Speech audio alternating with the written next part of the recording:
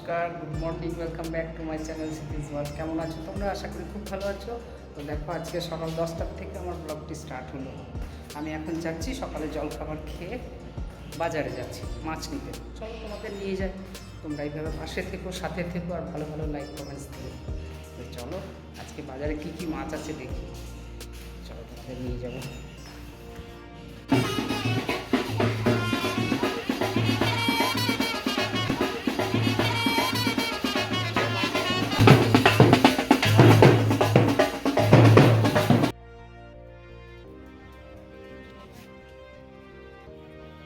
দেখো, আমি বাজারে পৌঁছে গেছি। এটা হচ্ছে কেষ্টপুর বাজার।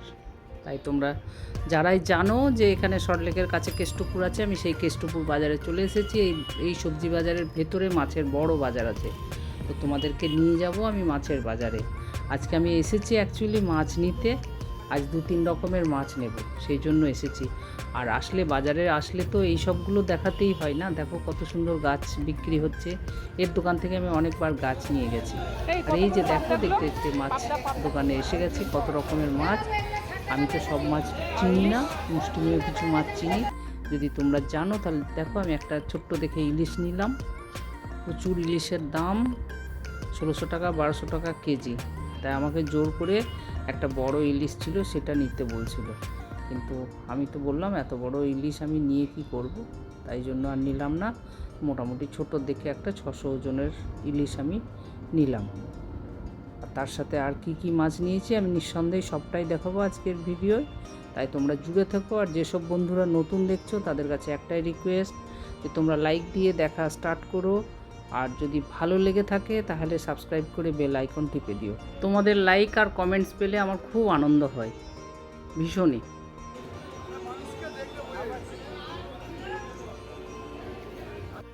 দেখো কেমন জলজ্যান্ত মাছ, ভাল লাগছে না?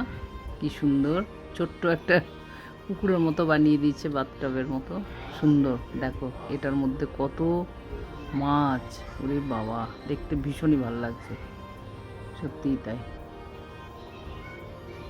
দেখতে থাকো, এনজয় করো। এই মাছের বাজারের যা অবস্থা, জলে জলে ভর্তি। আর বঁটিগুলো দেখে না ভীষণ ভয় পাই। দেখো কত ধরনের মাছ, দেখতে থাকো। দেখো, আর কি ভয় পেয়ে গেলাম বাবারে, একটা মাছ দেখে না ভীষণ ভয় পেয়ে গেছি। দেখো, দেখতে থাকো কি অবস্থা। এটা মাছ, ইস, আমি তো প্রথমে ভেবেছিলাম সাপ কাটছে।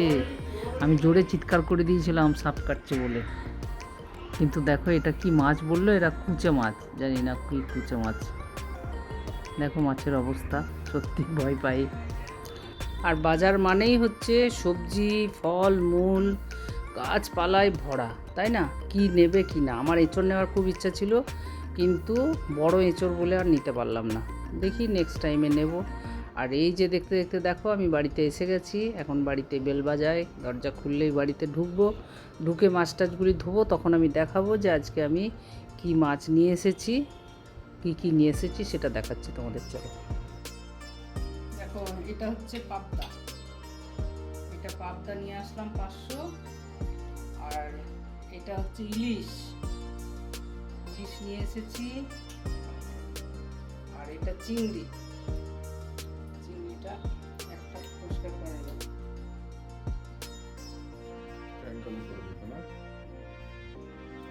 করি নিয়ে আসলাম তো। আর এটা হচ্ছে বাটা মাছ, এটা হাঁসের ডিম। আর এটা নিয়েছি একটা বড় মোচা, একটা মোচার সাইজ। ভালো লাগে না মোচার তরকারি? খুব উপকারী, আয়রনে ভরা। এই যে আয়রন যদি বাড়াতে চান তাহলে কলকাতার জল খাও, আয়রনে নিয়ে যান। আর এই যে মাছগুলি ধুয়ে কোটোয় ভরে দিলাম। এখন আমি ফ্রিজের মধ্যে ঢুকিয়ে দেব, কালকে বের করে রান্না হবে। কালকে রান্না করব, তখন সেটা দেখাবো কোন দিন কোন মাছটা রান্না করলাম। আর এই যে আজকে যে লাঞ্চ করে বানিয়ে আমি বাজারে গেছিলাম, সেই লাঞ্চ নিয়ে বসে গেছি। এটা বিউলির ডাল, পোস্ত, পাঁচমিশালির তরকারি, এই নিয়ে বসে গেছি। আর এই বিকেল হলো, বিকেলবেলা দেখো চা খাচ্ছি, চা নিয়ে বসেছি। চা খেয়ে এখন কাজ শুরু হবে। সকালে যে মোচাটা নিয়ে এসেছি সেই মোচা ছাড়াতে বসে গেছি। দেখো, দেখেছো, এই মোচা ছাড়াতে বসে গেছি। এখন মোচা ছাড়াতে অনেক সময় লাগে, তাই জন্য আজ আর ওয়াকিং না গিয়ে আমি ভাবলাম মোচাটা ছাড়িয়ে রাখি, তাহলে কাল সকালের জন্য অনেকটা কাজ এগিয়ে থাকবে। কি বলো বন্ধুরা, এই মোচা ছাড়ানোটাই হচ্ছে খুব ধৈর্যের কাজ এবং অনেকক্ষণ সময় লাগে মোচা ছাড়াতে। তাই আমি তোমাদেরকে একটা এমনি দেখিয়ে দিলাম যে কি করে ছাড়াচ্ছি। তো দেখো, এইভাবে ছাড়াতে হয়। দেখো কত সুন্দর ছাড়িয়ে নিলাম। আর কর্মই হচ্ছে ধর্ম, তাই না? তো ওই জন্য মনে পড়ে গেল যে সকাল সকাল আমাকে রান্না করতে হবে। এই কাজটুকু যদি না করে রাখি তাহলে তো আমার ভীষণ চাপ পড়ে যাবে। তাই আমি আজ ওয়াকিং গেলাম না, কেন সকালে বাজার করতে গিয়ে অনেকটাই হেঁটেছি। দেখো কতগুলো মোচা, হাফ মোচা, বিরাট বড় মোচাটা ছিল, তাই হাফ ছাড়িয়ে রাখলাম, আর হাফটা থাকলো আর একদিন হবে। আর এই যে দেখো সন্ধেবেলা সন্ধে প্রার্থনা সেরে নিলাম, তাই আমি তোমাদেরকে ঠাকুরের একটু দেখিয়ে দিলাম, ভগবানকে দর্শন করে নাও। কারণ সন্ধেবেলায় আমাদের ঠাকুরের প্রার্থনা হয়। তোমরা তো অনেকেই যারাই ঠাকুরের দীক্ষিত তারা জানো যে সন্ধ্যেতে প্রার্থনাটা করতে হয়। তাই আমরা প্রার্থনা করলাম, সেটা তো আমি আর দেখাতে পারলাম না। এখন এবার অনেক কাজ আছে। আমার ধোসার চাল ভিজানো আছে, সেটা দেখো, এই যে ধোসার চালটা ফুলে গেছে। এখন আমি এটা পিষে নেবো মিক্সির জারে দিয়ে। তো তোমরা অনেকে আমাকে বলেছে যে একটা ধোসা বানানোর রেসিপি দিতে, তো দেবো হয়তো নেক্সট ডে কখনো। তাই জন্য আমি যেটা ভিজিয়ে রেখেছিলাম সকাল থেকে, সকালে 10টায় ভিজিয়ে রেখেছি, পুরো দিন ভিজলো। এখন এটা ব্যাটার পিষে রেখে দেবো, কেননা সকাল সকাল জলখাবারে তো করতেই হবে, ধোসা ছাড়া তো হবে না। এক তো সানডের দিন তো ধোসা আমরা খাই, ছুটির দিন, তাই জন্য পিষে নিচ্ছি। আমার ছেলে আবার ধোসা ছাড়া খাবে না সকালবেলা জলখাবারে, আর আমাদেরও খুবই ভালো লাগে। যেহেতু ব্যাঙ্গালোরে দীর্ঘদিন ছিলাম, তো তাই সাউথের খাবারগুলি খুবই প্রিয় হয়ে গেছে। বাঙালি খাবারের সাথে থেকেও সাউথের খাবারগুলো ভালো লাগে, খারাপ লাগে না। আর ইডলি ধোসা তো খুবই হেলদি একটা ফুড, তাই ইডলি ধোসা খেলে কোনো শারীরিক কোনো প্রবলেম হয় না। তো দেখো আমার ব্যাটারটা পেশা হয়ে গেল। আর এই যে বাটির মধ্যে রেখেছি, এটা রাতভর রেখে দেবো, সকালবেলা ফুলে এক বাটি হয়ে যাবে। এই সকালে ধোসা বানাবো। আর কাজটা সেরে রাখলাম, এই যে একটু বাদামটাও ভেজে কোটোর মধ্যে ভরে রেখে দেবো, তাহলে সকালে ফটফট একটু চাটনি বানাতে খুব সুবিধা হয়ে যায়, তাই ইজি হয়। তাই যতটা 250 বাদাম আনা হয়েছে, সে 250 বাদামই একদম শুকনো কড়াইয়ে হালকা আঁচে ভেজে রেখে দিচ্ছি। আর তার সাথে দেখো খোসাগুলো একটু ছাড়িয়ে নিলাম, ছাড়িয়ে কোটোর মধ্যে ভরে রেখে দিলাম। তাহলে এটা কি হলো, অনেকটা কাজ আসান হয়ে গেল। আর রাতের রুটি তরকারি এখানে বানিয়ে দিয়েছি, দেখো রুটি করেছি। আর রুটির সাথে আমাদের যে সামনের বাড়ির যে দাদা দিদি থাকেন, ওনারা দিয়ে গেছেন একটু মটর আলুর তরকারি, তাই এই মটর আলুর তরকারি দিয়ে রুটিটা খাবো।